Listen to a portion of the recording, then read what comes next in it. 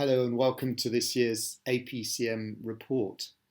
I'd like to start by going back in time, 200 years in fact, to the arrival of builders on this site where our church now stands. And they arrived in order to lay the foundations for the building that we now enjoy. And when they came, they started digging down, and they realised as they started laying the foundations that they were actually laying on a sort of wet clay substance. And this soft, wet clay didn't hold the foundations at all. In fact, in places, there was even quicksand. So they were very quickly obliged to stop and to rethink and to dig their foundations deeper. Well, the result of that was a wonderful building that we have now, but it cost a little bit more and it took more time. Well, I was thinking about that, reflecting back on last year's APCM, which of course only happened 6 months ago, last October. And yet at the end of that APCM, we threw out the challenge that the next season was going to be a season of rebuilding. The problem is we had no idea at that stage that shortly afterwards we would be back into another lockdown, remember November? And then another lockdown, remember January? It just never seemed to end. And every time we tried to begin to rebuild, it felt a little bit like children trying to build a sandcastle on the beach, trying to do it as fast as you can before the tide comes in and the waves come in and destroy it, and then you rebuild again. But of course the great thing is that as Christians we're never called to build desperately on the sand, are we? We can dig down and we can always find that there's rock that we're building on. And it really feels to me like over this last 6 months we have been rediscovering the rock that our church is grounded on, that our lives are grounded on, the rock of Jesus Christ.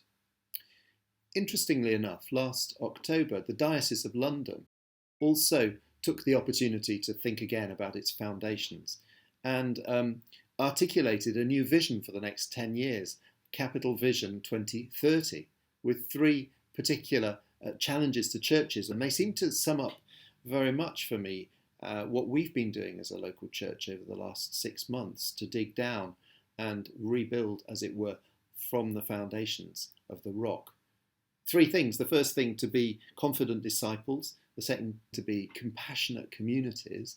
And the third thing, to be experiencing creative growth. Let's just look at those together. The first thing, confident disciples. This last 6-month period has been, as it were, framed by the 2 great Christian events that define our lives. On the one hand, Christmas, and on the other hand, Easter. Remember back to the beginning of Advent, Bishop Sarah, Bishop of London, was with us to preach for us, and that launched a period of really creative Advent reflection, didn't it, on the meaning of Advent as we have that online Advent calendar. And then that led to the Christmas celebrations, and even though carols by candlelight had to be online, and the Christmas services themselves were perhaps slightly smaller than normal, it was a wonderful opportunity for us to remind ourselves of the message of Jesus Christ coming into the world as a baby. And then think ahead a little bit. January, we had that sermon series on the I am sayings of Jesus, grounding ourselves in Christ. And then February took us into Lent. And Lent was marked, wasn't it, with that amazing Lent calendar, where each day of Lent somebody offered a thought, focusing us on our faith and on Christ and helping to take us forward to the cross and the resurrection.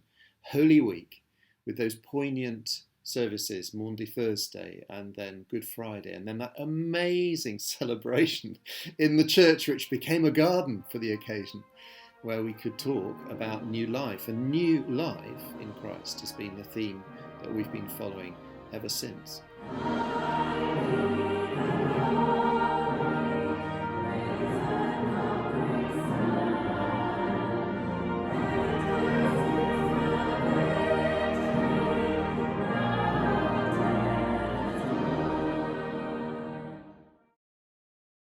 All of that has been talking to us about where we get our confidence from as disciples of Christ. We've been digging down as a church and reminding ourselves of our foundations. It's been great because it's been an opportunity recently to hear testimonies, haven't we? We've heard a few testimonies in church from members of our church as we've got to know them a little bit, But we've also, through the Lent calendar, heard people giving testimony to the way God has been faithful to them in their lives. Amazing opportunities to rediscover our confidence. But we've also learned over the last 6 months to be a compassionate community. Somebody said to me not long ago that because of the online nature of things, online hubs, online prayer, actually they felt that they'd gone deeper in relationships and discussion with other members of the church than normal. Opportunity for compassion, perhaps, for new connections. But we've also been learning compassion because we've been following each other and had difficult life events as a church to cope with. Over the last 6 months, we've had 8 funerals in the church or in crematoriums with people linked with our church. And 3 of those have affected us particularly. Think back to November when we had the funeral of Shelley Miller. And then later on in January when we remembered the life of Rosemary Harrison, a long-standing member of St Barnabas. And then more recently, Kirsten Bregan, who died tragically of COVID. And then we remember too Marion Chamier, who passed away last December just before Christmas. But it's not just sadness. We've also been bound together a little bit more by some happy events, and we've had 2 weddings over this last 6 months. Back in October, Dan and Rihanna got married in church. And then more recently, we've had the wedding of a couple who came to us, Stephen and Samantha, that we married with in a very poignant ceremony just a couple of months ago. But compassion also because we've been learning to help one another. And we have been learning to help those around. Think back to the Love Christmas project that we had just before Christmas, where we handed out parcels and packages to those living around us, to our neighbours. Or stepping one step further, we've been encouraging people through prayer and through counselling. Or courses that we've been following online. Together, there have been a number of members of our church who followed the course on judgment, reflecting on the sense of God's judgment, particularly poignant at the moment. Or the unanswered prayer course, which was followed by a number of people over a period of 5 weeks online, and now is being done in French by French Connect. Or again, the parenting course that French Connect have been running, teaching and helping people to come closer and get support. We've also been reaching out to our wider community, particularly connecting with our schools, St Barnabas and St Philip's Primary School, which has been going through its own struggles, as you can imagine, over this COVID time. A number of us are on the Board of Governors, and we've been helping make decisions and give some direction to the school over the next few months.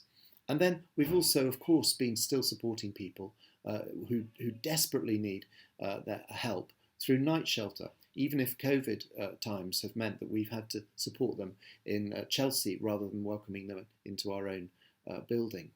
And so we've been learning to be compassionate, but we've also been learning to be a creative people and see creative growth. The online calendars that I was talking about, Advent and Lent, are good signs of that. But think about the children's ministry for a moment. Wild at Home. Haven't those videos before the morning services online been just so fantastic? Getting families involved in a creative way. Yeah, perfect. Mud Angel. Yeah. It's going to be horrible to get out of my hair. I know. But that's also marked our outreach. Alpha Online, 2 courses we've run over the last 6 weeks with about 6 months, with about 15 people in each course.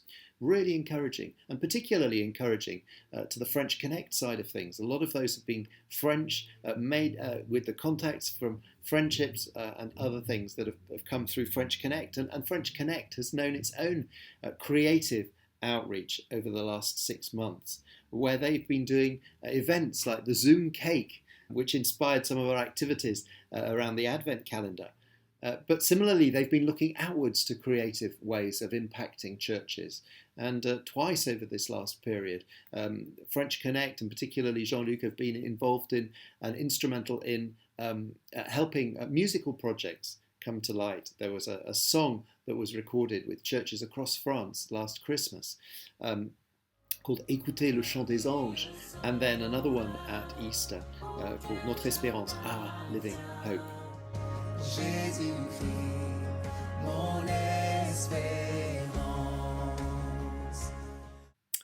And did you know that through French Connect we're working on a project to translate the Bible in 1 year into French? It's carrying on, and we give thanks to God for that creative outreach that's going to enable growth for his kingdom, and thanks to those who are directly involved in doing the translation. And then you may know that just last Sunday we celebrated the 3-year anniversary of French Connect, celebrating God's amazing generosity in giving us growth. And it was so good to see people in church and online giving testimony to what God has done over the last 6 months and over the last 3 years. So, looking backwards, we've been able to dig down and see our foundations afresh. We are building on the rock that is Jesus Christ. And then we want to look forward. We want to look forward to the good things building on those foundations, the good things that God has for us up ahead. We want to be a generous Barnabas community, building on the vision that God has given us to be a welcoming community, to be growing together and stepping out into God's mission to all nations. I think that will involve us over the next few months reconnecting with people. We're looking forward in May to launching Sticky Fingers and Soft Play, hopefully also of the Family Fun Days. In June and July, to focusing on connecting with each other in the community and then those outside in the wider neighbourhood through community events. And in the middle of that, in June, at the end of June, the last weekend in June, a Barnabas weekend, which will be a celebratory weekend, bringing people into the church and to the grounds, celebrating the good things that God has given us, growing together, stepping out. And then looking forward into the autumn period, we'll also be able to build on those things as we welcome in the Marmalade Duck Nursery from September, the beginning of September. That's so good. And also we start to really invest again in our school as the new academic year begins. And then we'll be able to rebuild physically as at last the first phase of our building project is launched with the disabled access. More about that a little later on in this APCM. So, looking forward. A few years ago, we talked a lot about equip and release. That was John Irving's great phrase when he was vicar here, equip and release. And it's true that as we seek to be equipped to do God's work, and we want to grow, so we need to be able to release each other to do those things. And releasing sometimes means also sending out. In a missional sense, a bit like Barnabas and Paul being sent out. And we, at the end of every academic year, send people out as they naturally leave our church, but also as they get called on into greater things and further things. And so we will be doing like a commissioning Sunday in June, where we're going to be praying for all those who will be leaving St. Barnabas. We want to send them out as an act of generosity at this time in order to bless them so they can bless others. Now, we'll also be sending out some people who will be leaving us because they're leaving our staff team. We know that Gilbert will be returning with his family to Switzerland. We also know that Jade will be stepping into ordained ministries. She's ordained in July to HDB as a curate.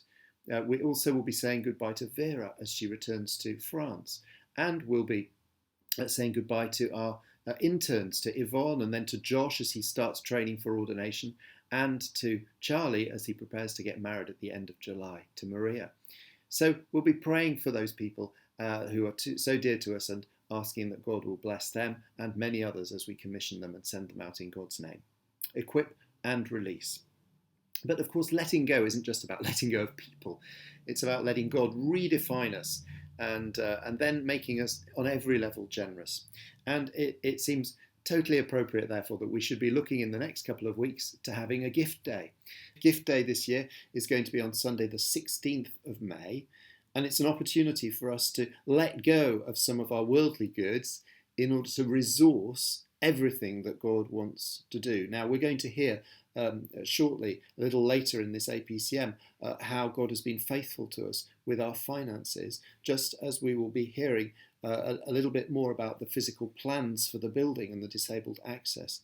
But it relies on human generosity, and the more we respond generously to God and give of what we have, the more he multiplies back what he receives from us. The more we give, the more we receive, the more the kingdom plans are multiplied.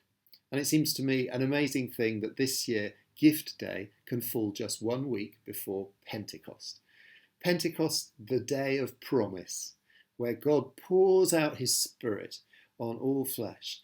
At last, God is revealing his purposes. At last, God is pouring out his power. God is being present in the hearts of men and women like never before. And God is opening up new plans. So how apt that Gift Day should be 1 week before Pentecost.